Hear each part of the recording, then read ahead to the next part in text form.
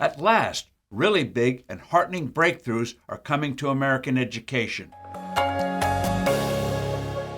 Hello, I'm Steve Forbes, and this is What's Ahead, where you get the insights you need to better navigate these turbulent times. The word revolution is overused, but it is an apt description of the dramatic changes starting to hit the troubled American school system. What is coming, and on a scale inconceivable 3 years ago, is the gold standard of genuine school choice, ESAs, Education Savings Accounts. These allow parents to control the money, not school bureaucracies and the leaders of the teachers' unions.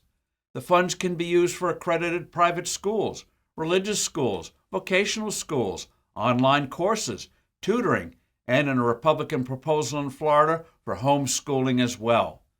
The government school monopoly would truly be busted. It's starting to happen.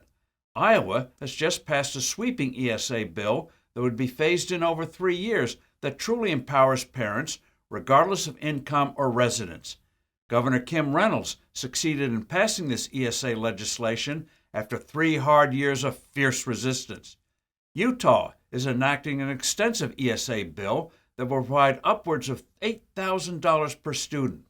Arizona and West Virginia have pushed through ESA reforms. A number of other states are mulling ESA-like reforms. School unions and bureaucrats are up in arms, and their mostly Democratic friends are obeying their commands. Fight these movements any way you can. Imagine parents getting to decide where their kids go to school. However, the reality of what's happened in too many of our schools can't be swept aside any longer. It's a moral issue. Education opportunities should not be determined by zip codes and incomes. For decades, observers have bemoaned the inadequate education kids in K through 12 have been getting. Students badly lag their peers in other countries in reading and math. Horror stories, particularly in schools in poorer parts of the country, abound about the shocking lack of the reading capabilities of youngsters. The absolutely unnecessary shutdowns of in-class instruction during much of the pandemic sharply widen already serious learning gaps. Certain reforms, especially the advent of charter schools that are free of the suffocating administrative and union rules that stifle effective classroom instruction in public schools, achieved real success in improving student performance, but they reached only a fraction of the student population.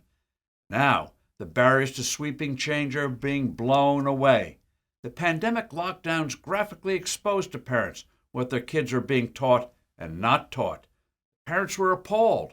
They also saw firsthand the damaging, unresponsive arrogance of school unions and bureaucrats.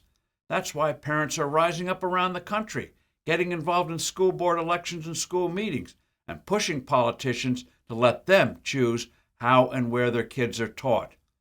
These reforms will also allow a flourishing of different ways to teach kids, instead of the one-size-fits-all approach today. And the competition they unleash will force public schools to improve as well. I'm Steve Forbes. Thanks for listening. Do send in your comments and suggestions. I look forward to being with you soon again.